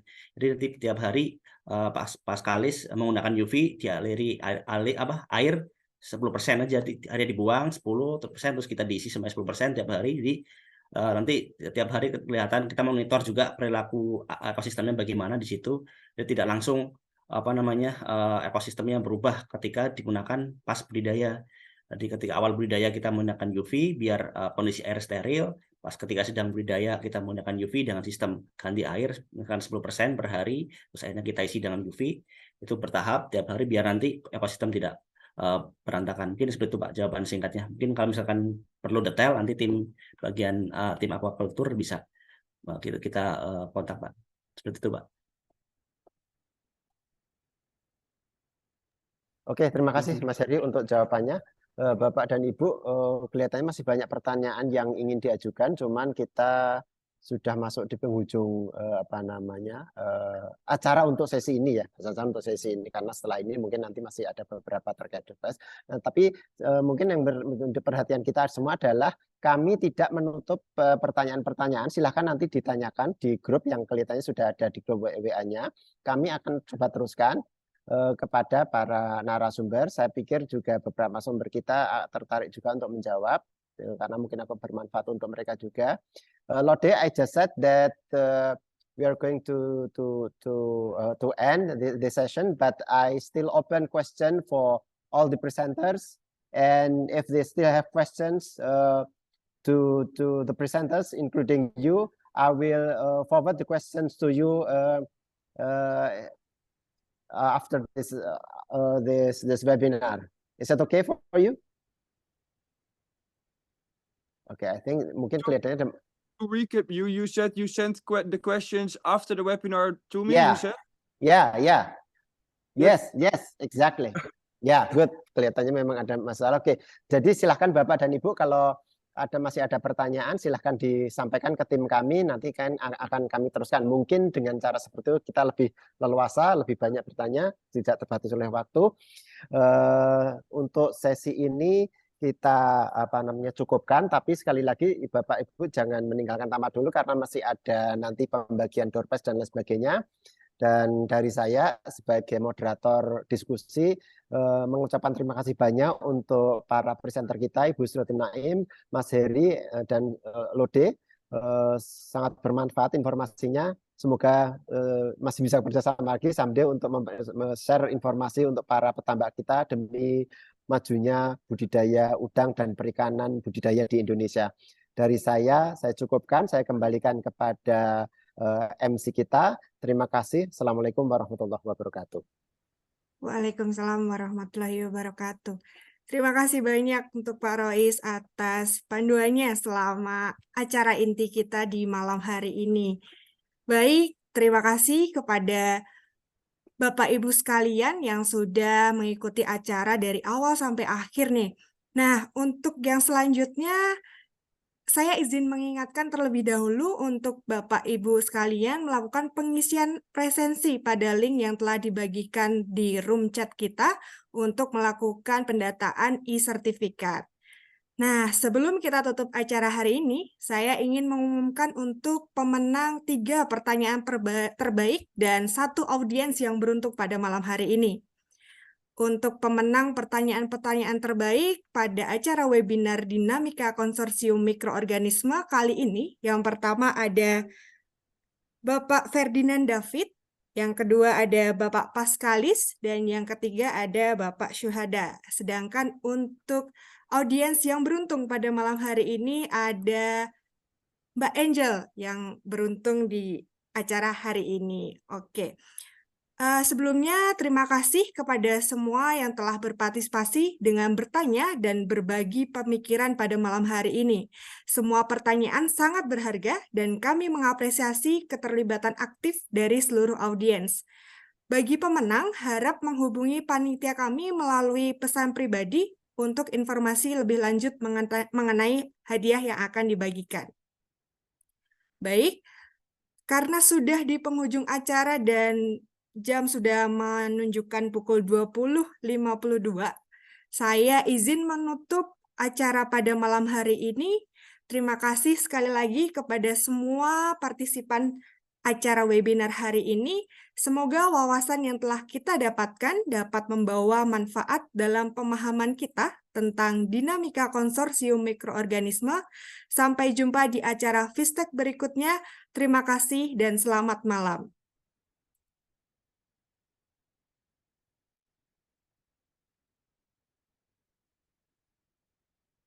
Terima kasih untuk para narasumber, Ibu Naim dan Mr. Lode. Yo.